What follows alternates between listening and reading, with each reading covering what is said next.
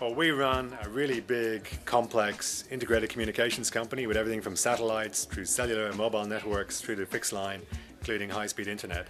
So our big challenge was, as technology moves on, how do we take this very large, complex company, develop its strategies, and make sure that we're able to execute effectively? And we found a lot of the traditional ways of developing strategy in large teams really wasn't giving us the breakthroughs. So we were looking for something new.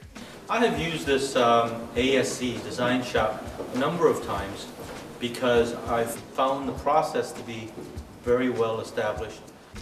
It was really to make progress on three cultural issues in the company that we had around breaking down silos, around speeding up decision making, and around getting a sharper edge to performance management. The big difference we found with this methodology is that it works how to get people out of their traditional thinking and their traditional comfort zones.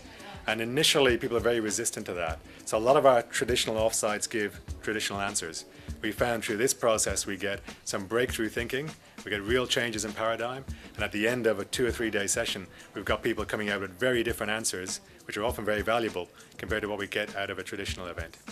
But whatever a complex problem is in an organization, it tends to take it, dissect it, and really blows it out so that details are all worked out. It takes into account people's psychology, it takes into account teamwork and how teams work and so forth, and it really is, although it's intense, it really gets a lot of work done.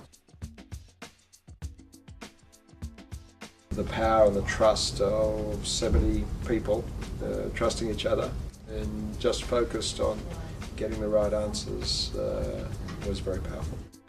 Combining all of your key people into one group for 3 days, although 3 days is a long time, it can save you a tremendous amount of time.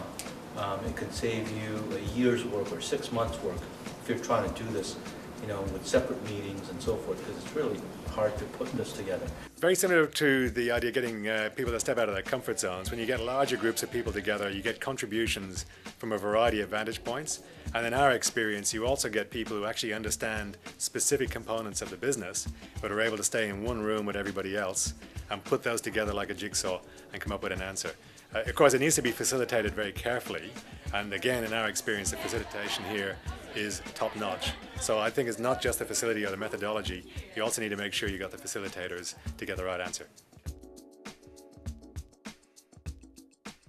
So I found it to be very helpful. I've used it in my career several times.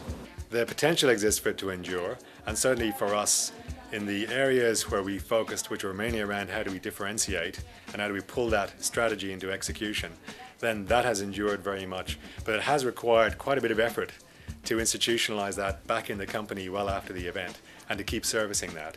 But it has the potential to do that, and the concepts we came up with in our session at the senior executive level have proven to be capable of traveling a long way. I was a little edgy at the start of the event because we didn't know what the outcome was going to be.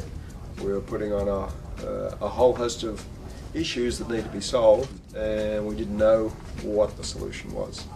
And so we went in there knowing the problems, not the solutions. In my view, there's a set of commitments there around what that group is going to do personally, what they're going to do with each other, and what we need to do organisationally. And following through on those three sets of commitments, we will absolutely nail those three cultural improvements in a very profound way and very rapidly.